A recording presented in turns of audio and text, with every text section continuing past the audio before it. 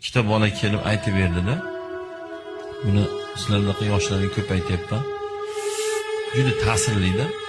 Rossiyaga borib, bir oyga yaqin dam olib kelishgan. O'sha yerdagi bitta iymonsiz xristian bola bularni o'rtog'iga mehmon qilgan. Ular shu bir oyga borib bormayni xayrlashadigan paytida, oxirgi kunlarda so'rabdi-da bulardan, sizlar musulmonmisizlar debdi. Ha, biz musulmonmiz desa. Shu bir oy birga bo'ldik, lekin mendan sizlarni farqlarini ko'rmadim debdi. Sauna qildik, yalang'och, ichdik, chekdik, zino, kayf, hamma yo'q bo'ldi. Bir oyda bizdan farqlarini ko'rmadim, mendan farqini ko'rmadim debdi. O'sha bola aytibdi, shu meni namoz o'qishimga sabab bo'ldi deyapti.